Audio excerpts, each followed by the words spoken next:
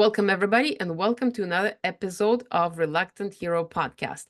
This episode is going to be focused around me explaining a little bit about what the podcast is all about and even backtracking a little bit because for the last year, I have been doing these episodes where I was asking others about their perception of their hero's journey.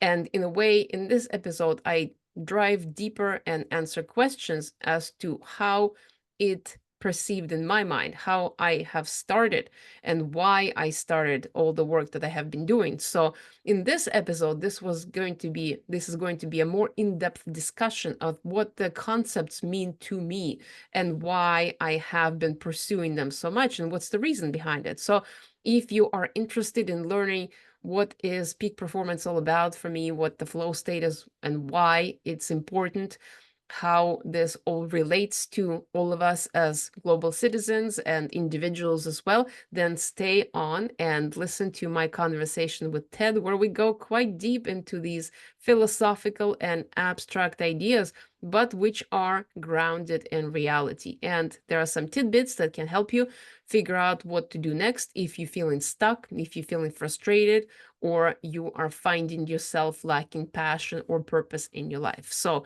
thank you very much and hope you enjoy the episode. Boy, you have so much in here. I just wonder if you ever turn it around and have other people tell you, what they hear or what the hero's journey means for that. You know what I mean? Like, That was my podcast episodes, oh, asking them what it means to them. oh, good, interesting. Yeah, that was 15 episodes last year of just trying to understand what people encountered as challenges, what caused their reluctance, and how Oh, they overcame them. okay. Well, I haven't listened to them. I'll have to. So that was the intention behind it. And so So it is true. As for this thing too, we take for granted, we assume, everyone knows what we do, right? It's like, oh, what do I know? And it's like, oh my God, our life's experiences. And you especially have so much knowledge. well, and that's the thing though. Who really cares how much knowledge we have? Like we care how much knowledge we have. Others, they don't because they care Well, about themselves. And if our knowledge helps them somehow, then yeah, sure, they care. But before that, yeah, I misspoke. You're totally right. Knowledge, we can go to the internet for that. Know-how, yeah, different. like the tools and especially depends which perspective you're coming from. But if somebody is really looking to solve the problem, the only thing they'll be focusing on is which tool you have that can help them somehow. And that's the only focus they have. They don't even see you as a person. They just see you as a conglomeration of a bunch of tools. So interesting. So That's interesting. That's your experience, or well, that's the question is what is the experience of our interactions with each other? Because my experience usually it depends what re what kind of area of life this relates to. If you're meeting somebody at the book club, you wouldn't really be looking for tools. You'd just be looking to discuss your favorite subjects and collaborate on something. If you are at a grocery store, you don't care about that at all. You just wanted to get to the point and get what you're getting. So there, the people are just side, in a way, they're like a background. And then if you are with somebody from your family member, then all becomes about your own patterns. It's so interesting you're sharing this. I'm going to get certified in the EQI 2.0 because I have to for a client situation, and it's fine. And turns out there's a lot for me to learn there. And it's so interesting to hear how people, even with high values of emotional intelligence in certain areas, it can work against you. So let's say you're really good with stress, right? And there's a problem, and you're there just cool as a cucumber. It can look like you're indifferent or you're not bothered by this, which really gets other people activated, right? So um, I just wondered, to your point, when they have certain levels of emotional intelligence, understanding their own stuff, understanding your stuff, understanding how you're different, then I can see them responding that way, where I have a problem. all I need is to fix my problem that I perceive as my problem, and I don't need anything else.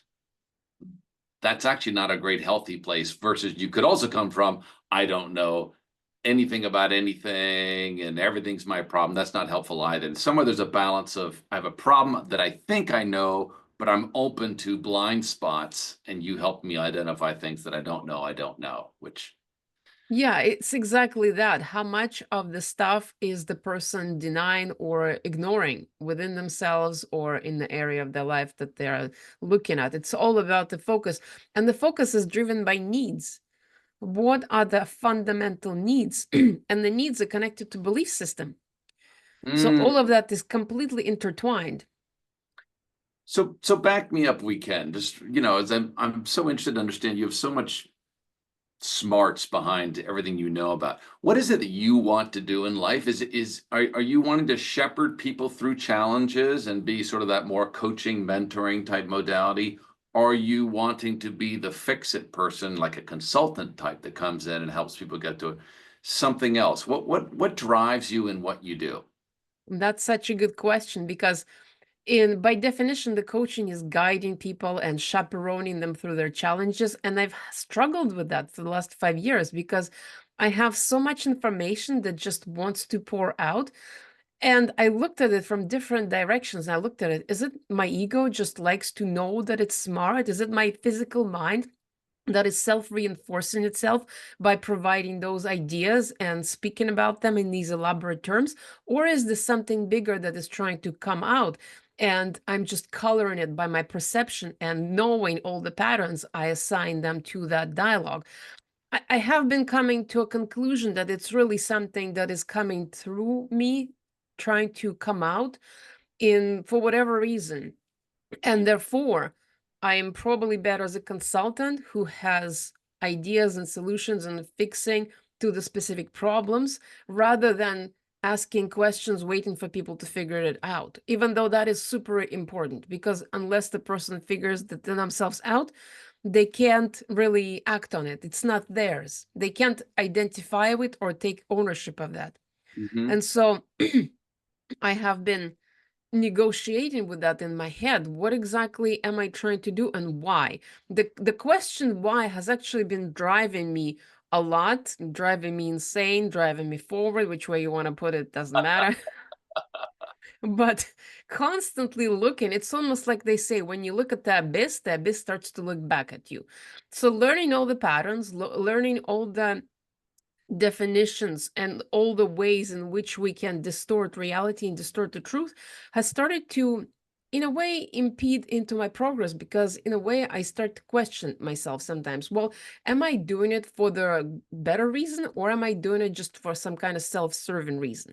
Is there to what extent is the ego involved in this? To what extent is the ego wants to reinforce itself and accentuate the fact that it's here? Because ego is the artificial construct. It is created, it is designed specifically for us living in this world, in this life, but it has its downsides, it's limited, its perception is limited. And so when I think about it, my conclusion is rather I like solving problems. I like organizing things in a way, streamlining the processes and optimizing systems. It's kind of really interesting in a way because I see it from so many directions and I have so many different viewpoints at the same time that I just love sharing them.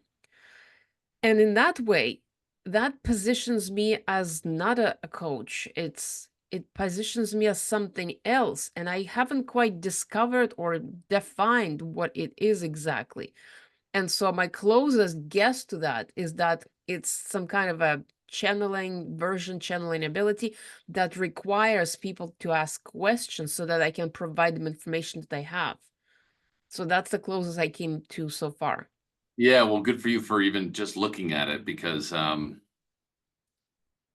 yeah, we're all in our own way in some way. I'm not putting that on you. And or is it this is the law of attraction or something? Is it a certain the wrong kinds of people, I mean, are people that are too small, that aren't into the inquiry themselves, that aren't naturally growth driven, they're not going to be able to understand perhaps where you're coming from.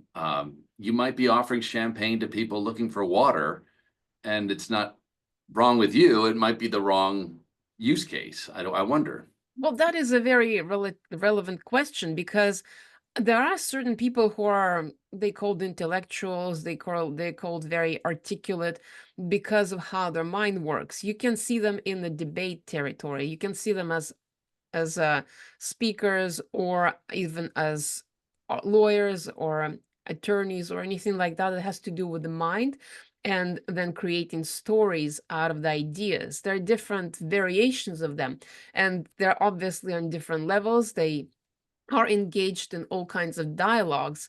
And when I think about that, well, in a way, people do want conversations like that, and they are drawn. Andrew Huberman has a podcast that is specifically all about conversations on the various topics. Mm, Jordan Peterson is a great intellectual that I personally admire a lot for his ability to articulate ideas with precision. mm, And of course, he worked his entire life to sharpen that tool. But yeah. that's what inspires me. You can see others, such as Ben Shapiro, great person at intellectually explaining and elaborating on ideas. And when I look at those people, that is extremely inspiring to me. I can't even explain to what extent there is a combination of philosophical ideas, practical knowledge, and pattern recognition. Mm, Like I am so obsessed with pattern recognition that I look for patterns everywhere. And we all are. We are all designed for pattern recognition. That's why we see faces in the clouds and mhm. religious figures in the toast. That is what our brain designed to do. Designed to notice, especially facial patterns, but others ones as well. But it seems like for me, it takes its own life. It's on the next level. The patterns I see are elaborate and Mm. they go deep. And so I love talking about them. And if they help somebody, then that's great. But having all those patterns in my mind sometimes becomes too much. And maybe people tune out. And maybe that is what my job is to tune my speech so much that it does attract those who resonate with it and then repel those that don't, because nobody's for everybody, obviously. So that's It's no, I hear you completely. And to your point, the part philosophical, there's only a certain group of people that really enjoy bantering, right? Because practical and philosophical, you have the ability to balance both. That's kind of unusual for some people. well, Let me thank do you for this. Oh, saying that. good. Go ahead. Well, so I'd love to ask you,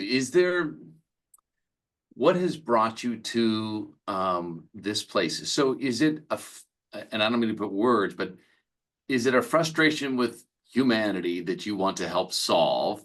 Is it something you wish you had when you were going through changes? What has brought you to wanting to know the answers or help others with them? Yeah, that's a great question. And obviously, the biggest world challenges are part of the recipe that makes you moving forward and drives people into action. For me, in a way, it was never really about solving world's hunger or providing some kind of a respite for some great cause. I've never been of the advocate type of nature. And also, what was the other thing that you said? It wasn't because I wanted to, it was more about, so being an artist originally set me up for this. Like I finished art school when I was in high school. I did all kinds of other creative things when I was a child, and that really what moved my soul. So in addition to creativity, but I was also a very athletic kid. And so combining athleticism and creativity, that was the best expression of my energy at that time. And as the time has passed on, things slowed down and I wasn't able to combine those things as well.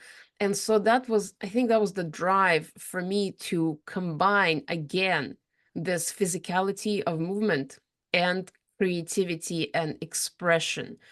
And I always was attracted to ideas, to philosophical ideas, to mystical and esoteric ideas of the fringe nature, just because I don't know, it was something that always drove me to understand.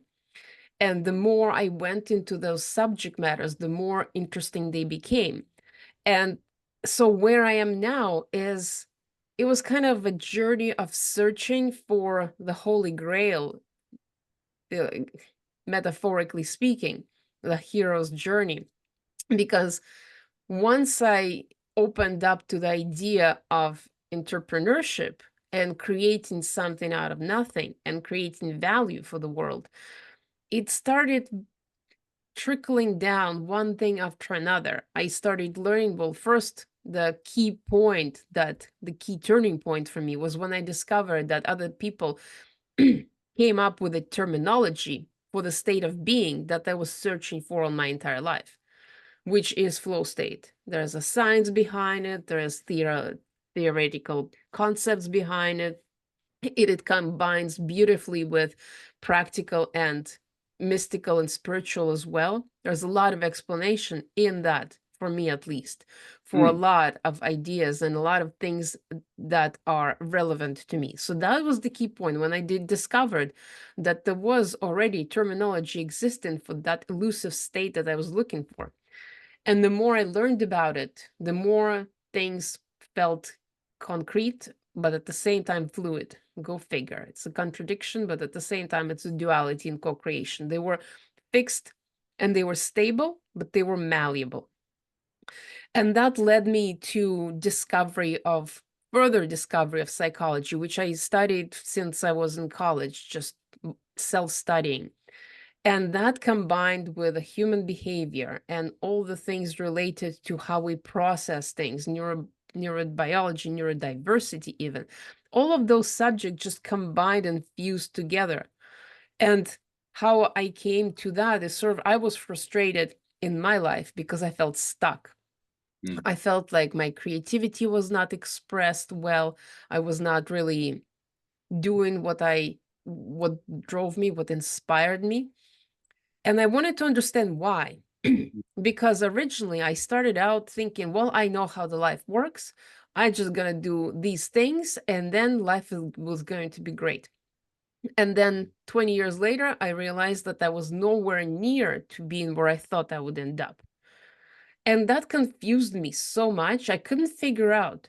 And so I went on this searching quest trying to understand why exactly things were not working for me. And once I started digging, there was no end to digging. There was no end to revelations or insights or understanding. It just became a fractal, huge fractal that kept perpetuating itself. And after 5 years of deep study of all these different dynamics and patterns of systems and everything, it became kind of like an obsession. And so now I know a lot and I can explain a lot of ideas, which I love. And I'm still searching for, I'm not as much searching. I have gathered sufficient understanding of why things happen the way that they happened for me. I can explain it to other people as well.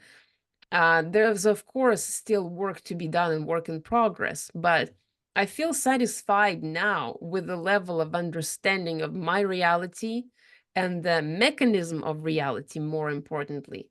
I have this global picture of it that helps me day to day and helps me to improve my life and also connects me better and better with creativity every day. So, in a way, I have accomplished the access back to my creativity, which I was missing for so long. So interesting. You said a couple things I'd love to ask you about. One, I'll just, I heard the quote once, and I forget the person's name. He says, the artist's job is to travel to the edge and report back, not just travel to the edge and disappear, Yeah. not go halfway and say, yeah, it looks like there's something over there, to go to the edge and report back. It feels like that's what you are doing. Yeah, that came straight from Jordan Peterson. He had a presentation or some kind of a speaking engagement actually here in Canada a few years ago. And in that dialogue about creativity, he expressed how difficult it is for a creative, for an artist to exist in the world, because they have a special contract to go into the unknown and bring back something that has never been seen before. That is their job, that is their purpose in life. And not everybody can do that, but those who are artists, those who are creatives, they cannot not do it. So that becomes a purpose and a mission and the reason for being, because you just can't sit in the known world for too long. You need structure, you need system, you need predictability, you need to know that the sun is going to come up in the east, set in the west, that you have a way to make a living and sustain this reality. But you have to go into the unknown, and you have to discover, and you have to do it regularly. It becomes like a drive, an impulse that cannot be ignored. And those who have it, they know what it's like. And so it can come in different form. It can come in the form of painting, music, dance, whatever, cooking, pottery, but there's some kind of a endeavor that Mm, leads you into that world of the mystery and allows you to bring the gems for the known world, because the known world cannot continue expanding itself without those new insights. And if you see it from the smaller perspective, we are just one person doing its own thing, but in the larger perspective, that's how universe expands itself, by knowing more about itself. So we're just a small representation of the bigger whole picture. yeah, and sometimes we see someone who's made a discovery, and you think, "Oh, wow, look at that person." Well, they're standing on the shoulders of so many people who made all the elements possible for that discovery to be, made, Not right? only that, but first, the discovery is usually resisted and denied because the world is not ready for something that has never been seen before. It's like they say, only mother can love her newborn child because it is her creation. And then the world gets to know it and then they love it as well. But first, when it comes out wrinkly and blue, nobody wants to deal with it and screaming. Only the mother has the ability to hold and nurture it into existence until it's ready to join the rest of the world. And the same is with idea. The Mm, same as with the creation that comes from the world of the unknown. The world is never ready for new ideas. The known, stable world that likes its systems and structure is never wanting. They do want it and need it, but they never want to admit it because it's scary, it's unknown. And yep, so the new ideas are always resisted at first, which makes it harder for the artist. yep, yes. You never want to be the first into an arena, right? Well, you may or may not. It's so interesting. You bring up a lot of key phrases. So flow state was something that you said. I was looking for language for this idea of this. Was it something that you were feeling and or wanted to feel? Like, tell me about flow state for you and being stuck. What's the relationship there? Well, when I was in high school, before they canceled and outlawed all the raves in the city, I used to go to those rave parties, and it used to be like a religious experience. I've never been a religious person, but I could see how it was very alike to a religious mass where people came together and there was great, it's called communitas, the Mm, group flow, and a lot of people gather together for the same purpose and they have extreme amounts of fun. It's a communitas, they're joined together and the individual egos merge together. And so when I experienced those events, it completely shifted my perception. And ever since, I was looking to replicate it somehow because, well, the parties were gone. I was no longer a teenager. I couldn't even find access to them anymore. But that drive to feel that way again was so insistent. And I did find hints of that here and there. One of the ways, one of the places that I found it prevalent was motorsports. That was the place for very highly focused activities where you disappear, where it's a world on itself. mm, No, not too different from the music festival or a rave scene where you go with a specific purpose, with a specific focus, and everybody is on the same page the moment you enter the paddock. And so that was the closest place I could see at that time that related to that experience of communitas, of community, of this highly focused activity and being in a totally different world. Mm, And even though I couldn't race myself because it was too expensive, I still enjoyed being part of that world and participating in some way and working there. So for a number of years, I worked with a number of racing series, and it was a great metaphor for life. The mm, way you race the car on a racetrack is how you take turns in life. It's how you deal with fallbacks and setbacks and failures and mm, catastrophic failures. It was the perfect analogy mm, for life itself.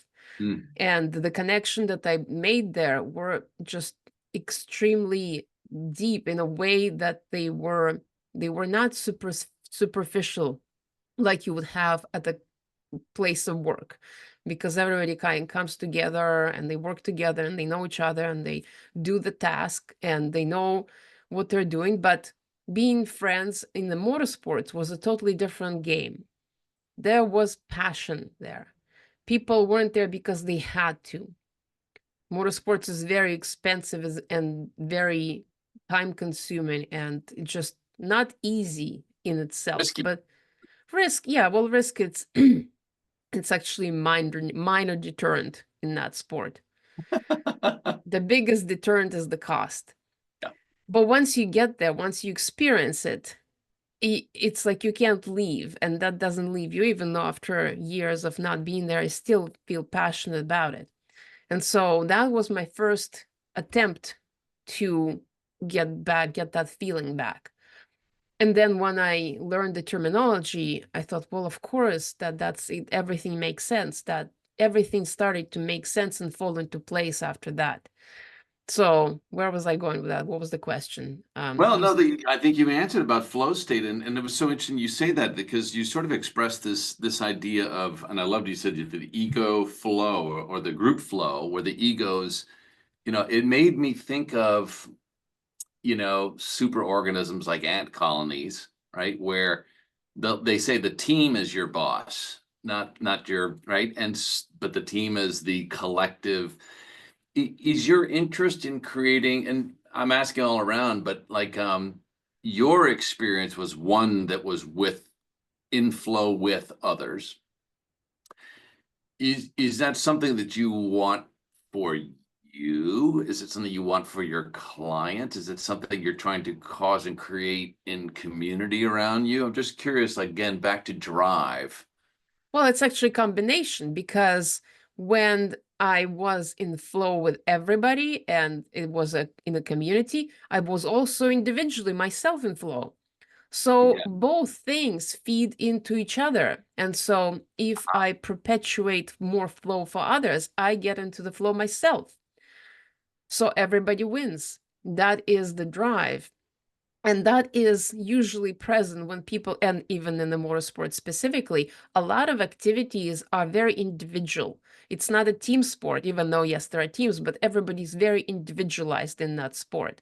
And so the two aspects are coexist there. There is a communitas, there's a group flow because everybody's working together, but at the same time, everybody's so individual in their own cars, in their own helmets, very separated. And Mm. so it's a dynamic of going between individual and the group, constantly toggling back and forth. Well, I guess you could see it as well in the team sports as well, because even if the football player is playing on the team, they're still in their own head and they experience their own flow state in their own individual self. So most of the activities, when people are in a group flow, they are also individually in flow as well at the same time. Well, that's fascinating. Okay, well, thank you for that. And then I used the word drive, which makes me ask, right? Because you've spoken before about autotelic drive. What the heck is that, and how did you come to that? Yeah, and so I did choose that word because drive, obviously, it's the internal drive, and I love motorsports, so it's a drive in the car, drive in the vehicle. But autotelic means it's self-driving, it's intrinsic, it means it's inside generating. It means that the motivation comes from within. Yeah, somebody said, yeah, why don't you name it motivation from within? It's like, duh, of course, that would make sense. But I just like autotelic drive. It's a ring to it. It includes the word drive. It includes the auto in it. So I just personally love the combination of those words. And they say, well, you got to do it for the audience, because if the audience doesn't, but at the same time, I got to love it too. If I'm going to be saying motivation from within, it just doesn't sound right to me. And if it doesn't sound right to me, then I can't get behind it 100%. So autotelic drive is the essence of internal motivation. Hmm. Yeah. Which is, in addition to that, it is completely opposite to the being motivated from something from the external environment, which then leads you to the exploration of all kinds of subjects of being fully self-sourced, self-resourced, so that you generate in all your own desired emotions instead of waiting for the environment to give it to you. I get the distinction. What do you what do you feel when you hear, finding your root emotions, your motivations or whatever that phrase was versus autotelic drive? Um, like I know what you just said to me verbally, but how do those feel to you differently? Yeah, when I think and when I say autotelic drive, it almost has a futuristic feel to it, to me.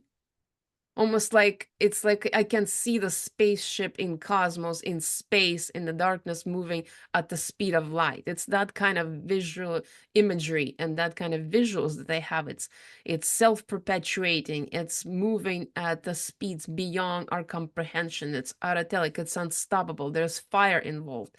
There is a combustion. There's spark. There's all kinds of mechanical components that are involved with it, and it is exponentially increasing its speed as it goes forward.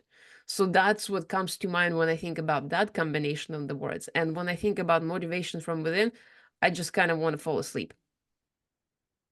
Yeah, it just sounds like mud, and I just love your description.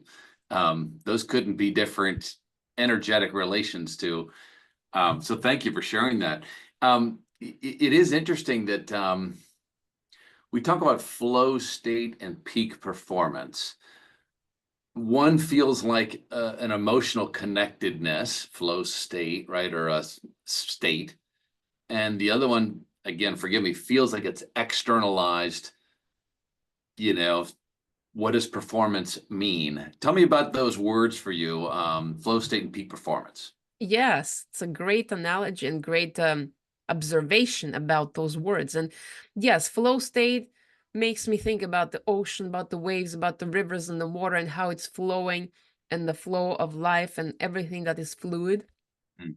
And the peak performance is a very edgy term. It to me, it indicates very masculine approach. It indicates straightforwardness, structure, system. And so in a way, the flow state is the unknown, where the creatives go in that space of the void, and the peak performance is everything that we know. It's a daytime, it's a structure, it's a foundation, it's stability, it's systems, it's tools, it's proven and it's working, and it's usually involved in the bigger systems in order to make them work. So when I think about peak performance, and for a number of years I try to drive this concept that if you use flow state, you can better perform in the daytime world, in the known structured way, because the more flow you have, the more performance you have. In a way that it's like a race car. You perform better when every component is aligned and flowing with it. And so, and you as a driver are also merged with the car, and you flowing on the track. You are in flow, you're in the zone. When everything disappears, like drivers speak about it like being in a tunnel where everything disappears. And it's that state where the margins of error are extremely small. The risk is high. And so that is the kind when those two are combined, that's where magic happens, when the flow state meets peak performance. In a way, it's like this flow of the potential meets the structure of the established world. Yeah, uh, I'm going to keep asking questions because I would love to have a commentary on that. if I may, right? Because I just worked with someone and she had a great metaphor. She had said that I guess it doesn't matter what it was, but when you're trying to move something forward, it's sort of like an aerodynamic analogy. There's two ways to get a plane to go faster. One is give it more thrust, the inspiration, that thing, and the other is to reduce the drag. Yes. And if I hear you, it sounds kind of like that inspiration connection, that whole thing is it's an exponentiate or asymptotic drive when you get to inspiration, right? Versus motivation. Um, but the idea of the drag and your studies of psychology, what do you see there that gets in people's way? Oh, gods, everything. Everything, literally everything can create friction, can create that drag. And so that is the belief system, essentially. That is the belief system that gets ingrained into our physical mind, into our ego structure in order to make us function. It is all those beliefs that we have inherited from our environment since the day we were born. That is what creates the biggest drag. And eventually, when people get to a certain point and they start trying to go faster and higher, and that is when they start reconstructing their belief system in order to remove the friction. So, friction is everything that is not aligned, that is not you, that is not allowing for forward momentum. It is all the things that known world creates to keep things known and to keep things stable. It's great for stability, great for survival, but it prevents any kind of forward momentum. And so drag is created by everything we believe we have to do, should do, everything that we think about ourselves on a daily basis that creates our personality, because it is an artificial construct. Our soul is kind of exponential and an endless, infinite thing that is trying to experience it through the construct of the ego. And the ego is constructed with the limiting beliefs. And that is what, in a way, it kind of keeps the plane together. But at the same time, even the material that the plane is constructed from creates the drag and friction. So the way to improve it, you can't completely get rid of it.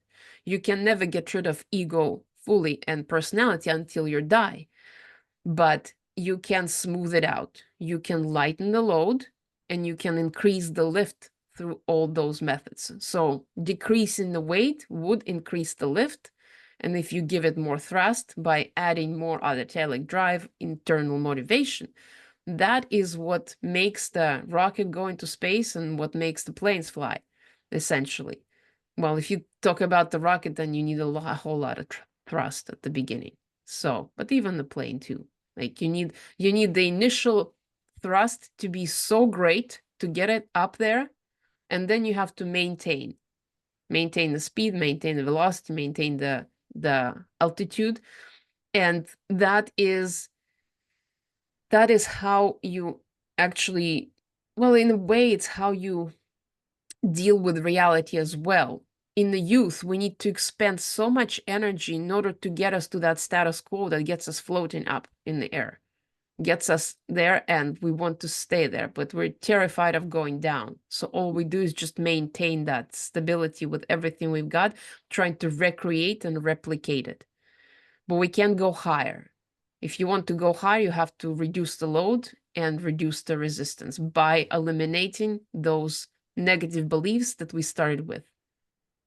The fear of failure, of looking bad, of losing what you have. Is that what you mean? Like All of that. So first of all, it's the self-worth issues.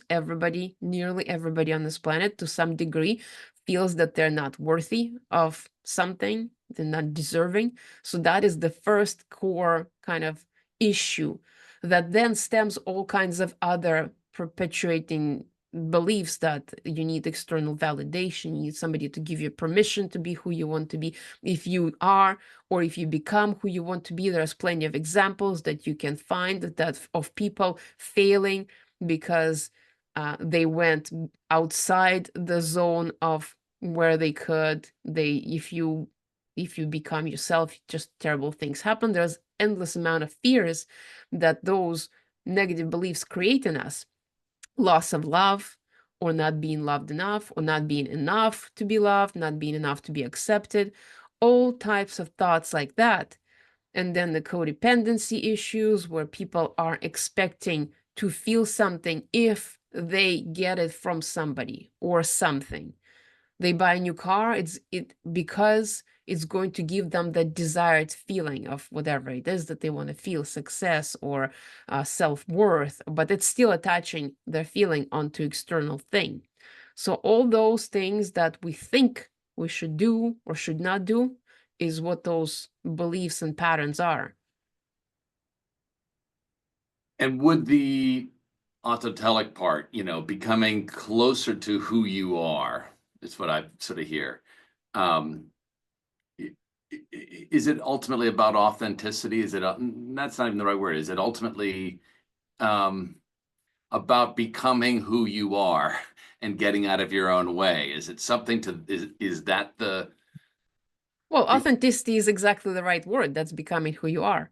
Authentic and autotelic, actually very similar words and very similar in perception and sound even. And that is exactly about becoming who you are, who you were supposed to be. Because I believe that when we come into this life, we agree to be a certain piece of the puzzle of this entire co-creation with others. We agree and we go forth with a specific intent of being a certain person. And then we have to discover who was that person supposed to be? Who are we decided at the beginning of our life, before even being born? Who did we intend to be to the best of our ability? And then the journey becomes of how to be that best version of that piece of the puzzle. Because the entirety of the game only works if you are true to who you're supposed to be. If you're pretending to be somebody else, not only are you not going to feel satisfied, but you're also doing a disservice to everybody else who expects you to play the role that you agreed you're going to play. So being authentic is aligning with that essence, that type of energy that you have agreed to be, being that to the best that you can, and then playing the game with others, hopefully inspiring them to be their best versions of themselves as well. Then everybody plays their game on a much higher level. So here's a nerdy question that I just curious. There must be a curve in your mind. If I'm 50% authentic, am I 50% flow? When does flow really kick in? Does it happen after 90% authentic? Does it start to not kick? Because, I mean, really, it's not till 95, 96% that you start really kicking in. Is an asymptotic like that? Or how do you feel like, how do you feel that the proximity to oneself relates to that flow state? Just curious how you see that. Well, first of all, I believe that you are always 100% of whatever it is that you are. You can't be 50% of something and 50% of something else. You're always 100% that which you are in that moment. You can make it seem as if you are being 50% of this and that, but you are using 100% of your internal power or what have you in order to be that split that you are experiencing, whatever. So you're always 100% of whatever.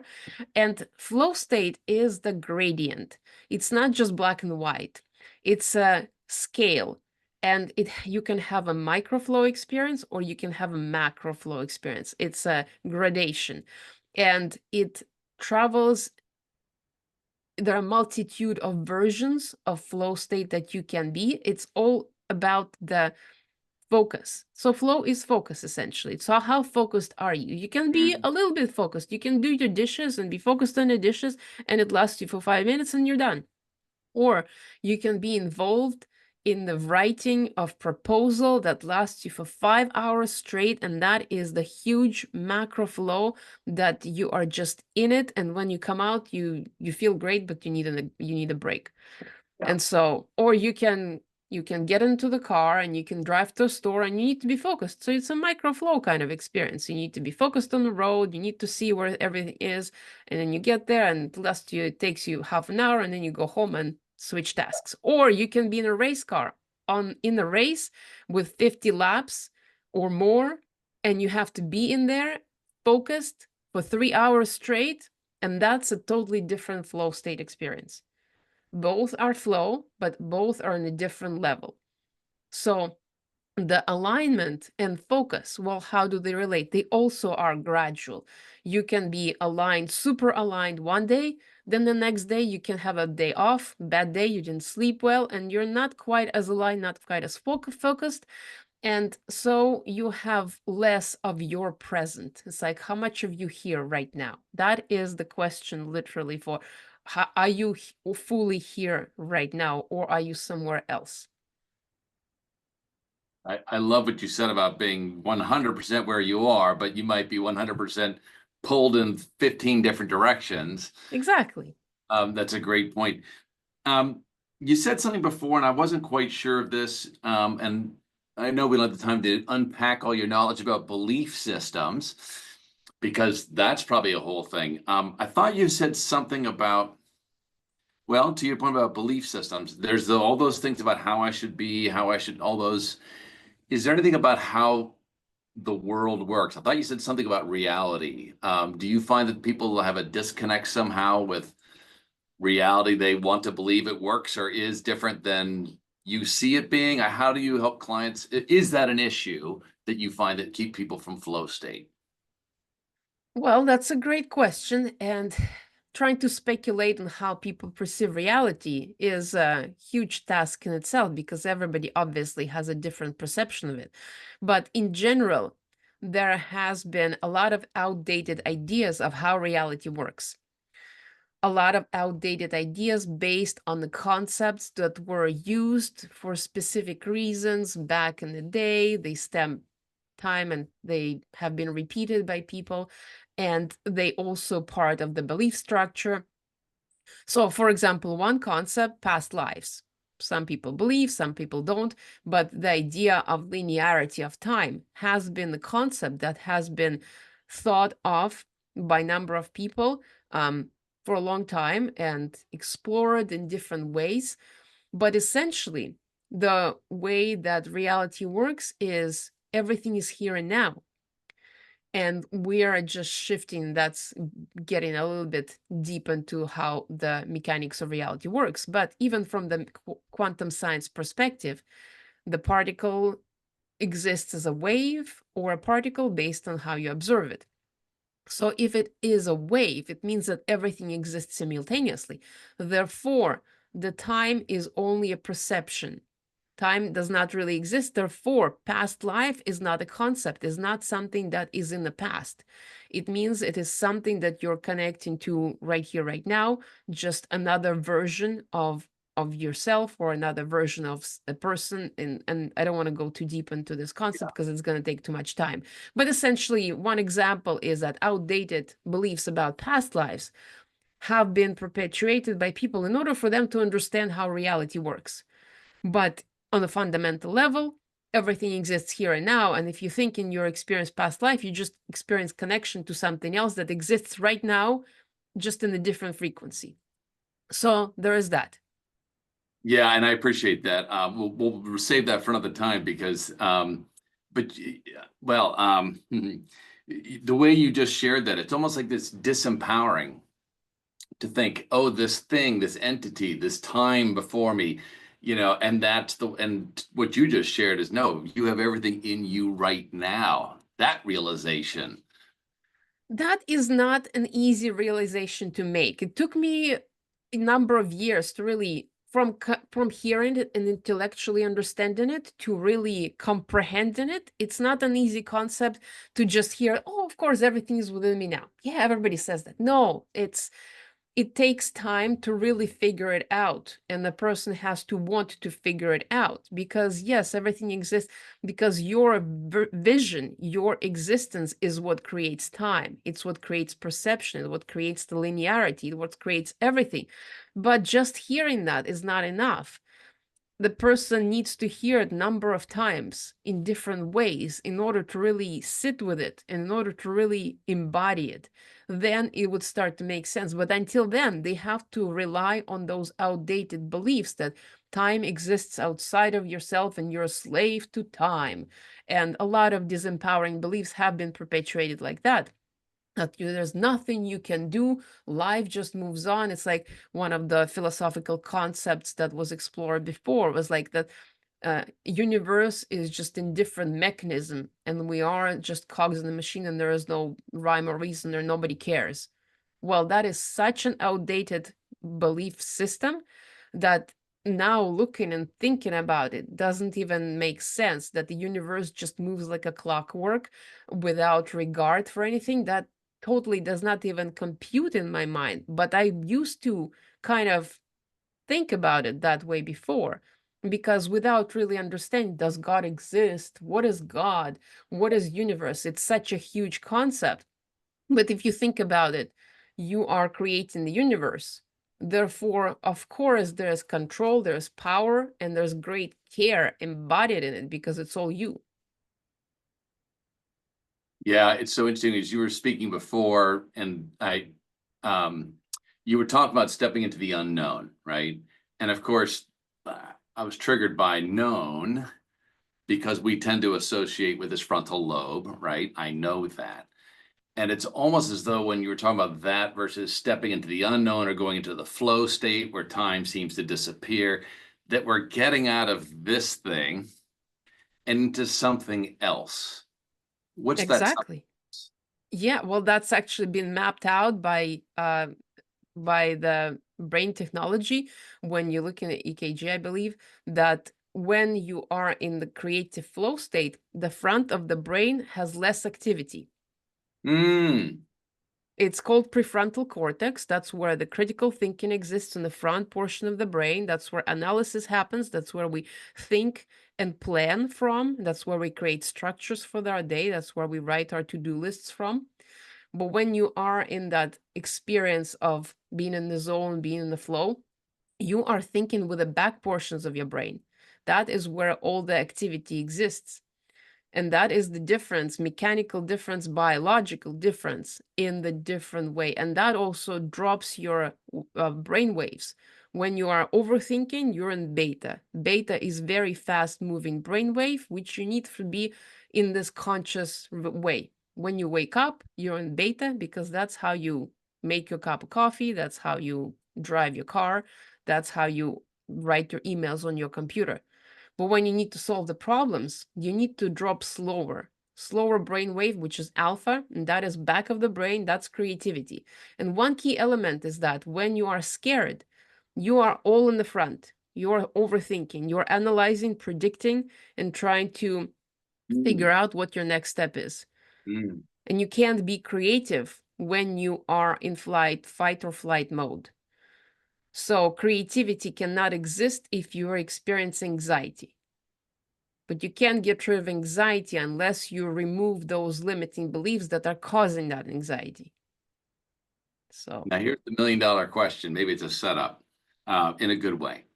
Because I'm, well, as you're speaking, it makes me think of the athlete who has practiced something over and over again so that when the time comes, they don't quote unquote think about it. It's internalized, right? It feels like we just have a higher bandwidth capacity as an organism, right? Than this little brain can manage. But that takes years and years of practice. And you have put in those years and years of mental, emotional, contemplative practice, and that's how you become a master. What are some techniques that you might recommend for people to develop some of those habitual? I mean, how can the average person, and maybe they can't, do they need to work with a practitioner? What can the average person do to flex that muscle over time to become better at being more naturally in flow state and or recognizing that you're not and move into it. Any thoughts or exercises that can help people start to internalize that habitualized flow state so they can access it more effectively?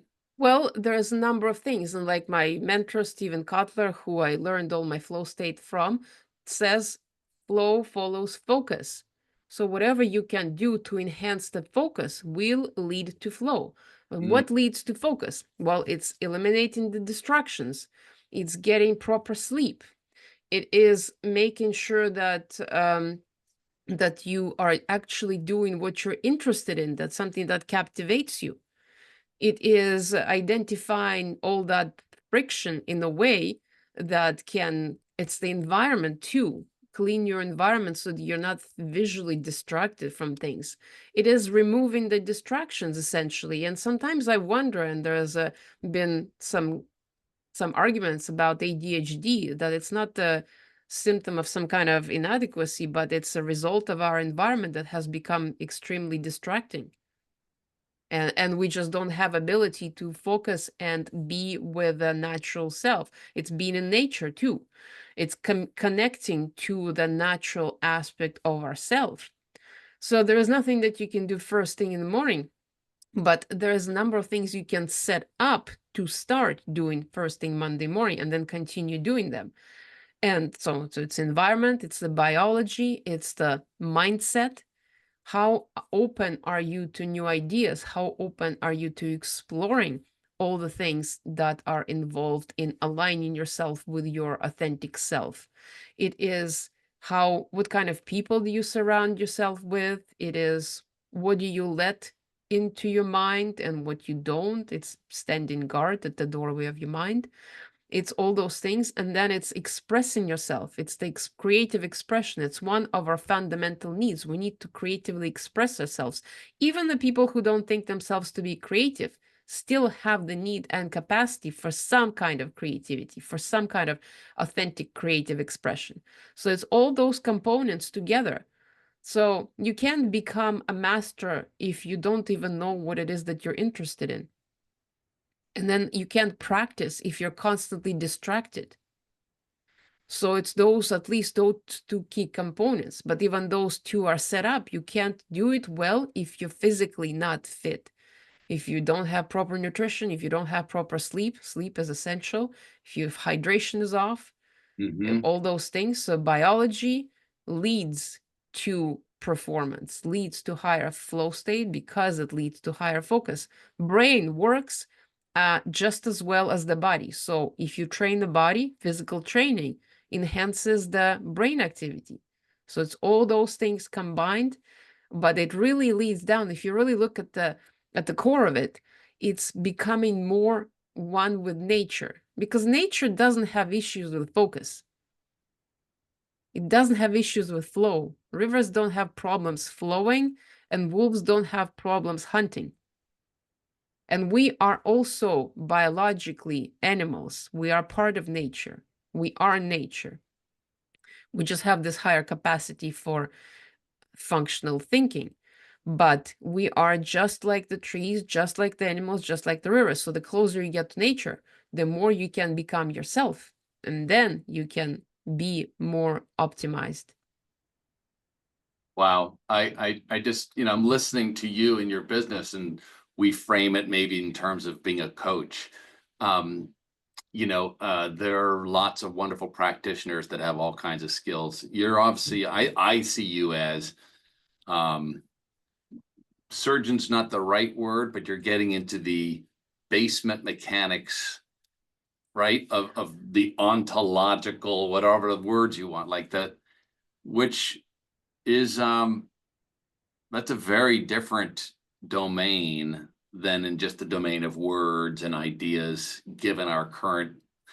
I wonder if the word is there's belief system. I wonder if it's even paradigm, because I could hear this in this sort of practical paradigm and think, oh, that's a nice concept. But because I can't hear it, it's such a, but we've all experienced it. We've been there where we disappear. And the when you're connected to self, those moments where synchronicities happen. And the question is then, how do we make those the default and the being out of synchrony the rare case? Yeah, I love what you said because I literally came up with the same concept in my own brainstorming that I am a reality mechanic. So I look under the hood and I can tell you what your battery is doing, what your alternator is doing, why your engine is not tuned up, and why your exhaust is not working. That is what I do. And so in a way, we we all have our own perception of how things are, but there's fundamental shared concepts. We're here in a shared reality. Therefore, we have agreed to certain elements that are between all of us to some extent similar. And that is how we are able to function together. So and what I advocate for people is, in order to get those synchronicity and to increase, and what I do myself is to focus on choosing the more exciting option of all the options that they have available to them. There is, of course, much more to that, but in essence, just pick the thing that there is more exciting, better, more preferable in every single moment. And the second part to that is redefine your entire existence as preferable. And that is a little of a twist of the thinking, because if you define something as positive, you will get positive effect out of it. Let's say you're walking down the street, you tripped down and you fell and you hurt your knee. Well, how can you possibly reframe that in positive terms? It hurts, there's some kind of issue now, you're now late for whatever you were going. There's no possible positive reason or explanation behind it. But if you are staying positive, you might see how that that detour has caused you to not go into some place. Maybe you didn't get into a car accident because you couldn't drive that day. Or maybe you went into an emergency room and you met a great person that you stayed friends with for the rest of your life. I don't know. There could be endless amount of possibilities and synchronicities that could occur if you keep your mind open to that event, or every event having some kind of positive meaning and reason behind it. So choose better option and reframe everything as a positive. Those are huge practices in themselves. So amazing. You know, so I'll come back to where we started. It's sort of like the reality mechanic has an amazing toolkit. Is it for broken cars that are stuck, right? Right, my life is not working and I need to get a whole new idea about my life, right? Is it someone whose life is working, but they just can't seem to break through a barrier? Is it the person who just wants to be a bigger deal and a bigger, more money in their pocket? I'm kidding about the performance side, but I just wonder who can have the biggest impact at reworking their car from a 1960s whatever to a year 2025, amazing machine. What Well, situation would have someone be most impacted by that? Well, we all have seen the shows about refurbished cars from the old days made into brand new machines for performance and just being upgraded entirely. And Yes, essentially, so I wouldn't define anybody as broken because I don't believe in the broken. There is no such thing. You're yeah, 100% whatever it is, and you're just 100%. You might be 100% experiencing something that you don't prefer, yes, and defining anything as broken means that you have assigned negative meaning to that. So we're not dealing with that. And therefore, it leaves only the positive. And that positive is whatever you are now, you could be better. So it's for those who are open-minded enough to consider how can they get better. And better for what? For being more of yourself so that you can fit into the world as a better version of your puzzle piece that you are meant to be. And so people like that, they are usually driven. They want more out of life. They could be stuck, just like I was stuck. I can definitely speak at length about being so mired in those belief systems and not even knowing where to begin trying to disassemble them. And you definitely can't work on your own car while you're driving it. So it requires somebody else doing it while you stop the car and lift the hood. So the idea is somebody provides the reflective surface to you, provides the reflection and the feedback that helps you. And in a way, I don't do any tuning. The person would be doing all the tuning, all the changing. Because even though I do have the tools, I can't do anything to anybody. I can only show them what they are doing. So in a way, it's like you kind of become your own mechanic of your own self. I just point towards the things that are not optimized and I shine the light. So I can't even say I'm a mechanic because I'm just coming with a flashlight and shining on the components of your vehicle that are out of sync, out of tune, need replacing, need to be thrown out, need to be refurbished, etc. So the person has to do the work themselves. So that's one thing. You have to be willing and open to see how outdated your components are, and then want and capable and willing to do the work yourself. Yeah, love that. Love that. It's such a gift to be able to come into obviously presence with yourself, but for someone that's almost a doula, or I'm not sure what it is, the helping people across the river Styx or whatever the metaphor is, right? The transformation guide, catalyst. I think you almost answered your first question when we first started off. Am I a problem solver? You fix things.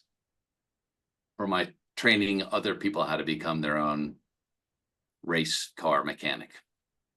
Yeah, I guess it's both. And the analogy of the doula and the Charon who drives across the river of dead souls, that's 100% me. Like I actually even have a death doula certificate from college. Like it's a thing. I got it. Yeah. So I definitely have aspects that allow me to put you in the boat and carry you to the other side. And that is an essence that has been so difficult to explain because unless the person has the deep understanding of mythology and archetypal concepts, it's very tricky to explain how I chaperone or guide them to the other side of where they want to go. In a way, I am the bridge that they walk on to get to the other side. And so that is exactly what I do, but it's not typical coaching and it's not typical problem solving and it's not typical consultancy either. It's more like a shamanic art, but because I'm not trained as a standard shaman, I can't say that either. So that's been the challenge for me with how to explain what I do without using the terminology that is associated with all kinds of other limitations. Well, I have an idea if you're open. Yeah, There's a transformation. I don't know what the right word is. Transformationalist. yeah. Transformational specialist. Kind of. I mean, for the worm, the caterpillar to become a butterfly, right? It's an old metaphor, but it has to go through that period of chrysalis. It does. And, that looks scary to a caterpillar. And how do I know it's on the other side? You don't. Well, essentially, that is why I started my podcast, which is called Reluctant Hero, because on the hero's journey, you need a guide, because every hero is reluctant at first and they need a guide. So I am that guide. So all my work has been focused on that specific area of expertise that relates to guiding somebody through their hero's journey. One thing that I wonder, putting my business marketing hat on, we often talk about the feature and the benefit, and we always as practice sell the feature, and that's like people are really buying the benefit. And for them to understand if they want to put in the effort, they have to identify some, forgive the term, value to them to go through this challenge. How, not to be answered now, but I wonder how we help people identify themselves the value of becoming a butterfly. Because if they don't, being a caterpillar certainly works. And it's not a convincing game when we already know I don't belong as a caterpillar, but I don't know what I belong as. I've never seen a butterfly. Do you have a sense of how to connect people to this very deep intuition sort of space to how to even like articulate the worth for them such that they can then say, oh my gosh, I'm willing to put in the effort because this is worth it? Yeah, it's a tricky question because the effort does not even come close to, you can't come close to understanding what the effort will be required to go through the process of transformation. And if people really understood that, they would never choose it themselves. That's why usually life pushes you onto that hero's journey. Nobody chooses to volunteer. All right, okay, well, it's time for me to go on my hero's journey and face all kinds of difficulties. No, nobody consciously really wants that. And so you can kind of hold the carrot in front of them and say the other side where you can actually fly instead of crawling is much better.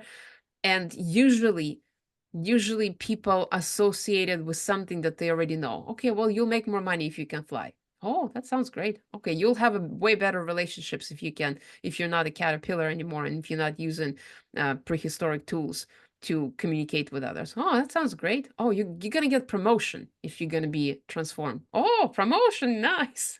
Except the only thing is that when they actually go through transformation, they no longer care about making more money. They don't care about promotions and they don't care about relationships because they're in relationship with themselves.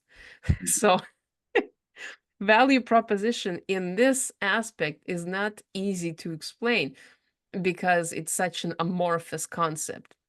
But the next best thing is just saying that you are likely going to be making, well, I wouldn't say anything like that, but because it's really unknown, you're going into the unknown, but you'll be stronger and you'll be more fulfilled and you'll be connected to yourself. And that is satisfactory and is extremely fulfilling. It's So, that's the journey of life. I so appreciate you sharing that. And I love it that you have the hero's journey as a metaphor because ask anyone who their hero is. And I'll tell you, for me, for instance, Darwin, when I was, early on, we, he didn't know what he was looking for. And then once you know the answer, again, but anyway, this idea of competition and what do they say? The survival of the fittest. And then we said, no, no, no, it's really the survival of the most adaptive, but it's sort of a systems approach to thinking about things. And he saw it. Einstein, you know, um, okay, great, smart guy, came up with some things. What I don't think we all realize is the transformational journey they had to go through from the previous, again, I'll use the word paradigm, space and time are independent. yeah. Through all the efforts to finally realize, oh, wait, space and time are not independent. The assumptions that kept us stuck. And I just wonder if your audience really, if we talked about their heroes and what their heroes had, not that they had to go through, but that there was a fundamental shift that had to occur that allowed this to happen. That's what you do. And not that they want to be Einstein. I don't want to be Einstein or Darwin, but I want to see something that I haven't been able to. And the only way to is to deconstruct my assumptions of what is. I think it's a wonderful journey, but I think anyone who wants to go on the hero's journey, who is called on the hero's journey, should call you. Thank you. That is essentially the hero's journey is dark and treacherous, but there are always guides. That is the defining trademark of the hero's journey. There are always guides. You're never left without support. And so yes, just like other heroes have gone through it, Einstein started in the clerk's office, ended up coming up with inventions and revelations like that help us now to define a reality in a whole different way. So he totally became a different person. So many people like that who have gone through these tremendously difficult challenges ended up being better, smarter, stronger, more resilient, and more in tune with themselves and the universe at large. So if that doesn't say it, then nothing is really going to land, because becoming closer to the source, which is the same as yourself, is the journey of this life. Well, I can also add, if I may, that we all love the phrase, the idea that follow your passions and you will succeed. And yet we see so many musicians who can't make money and all these, and so we can become, that can sound, naive or idealistic. And then it loses its value. Look, I do this thing that society has created for me and I make money, yet it's not my passion and I'm living a dead life, right? So the idea that you can find, tune in, create, do, be your passion, and as a result, be a success almost necessarily because of who you are. It doesn't mean you don't have to learn how to do some of these other things. But to not have a guide makes it very, very hard, if not impossible, because we will come from my own car. I only know how to fix my car. I've never fixed other cars. You have. You've seen them all. Yes, that's a very good point, and thank you for that reflection. But the point about saying that follow your passion is actually the fundamental truth, and it's a very good idea. But what we don't add to that is that follow your passion, but you continuously have to face your negative beliefs that are going to prevent you, that are going to create the friction and the drag. So all the things that we layer on top without realizing or without looking at them, that is what makes people fail. And all those people who didn't make living as an artist or as a musician or whatever, actually we don't know. Maybe they were satisfied with the state of being of how they were.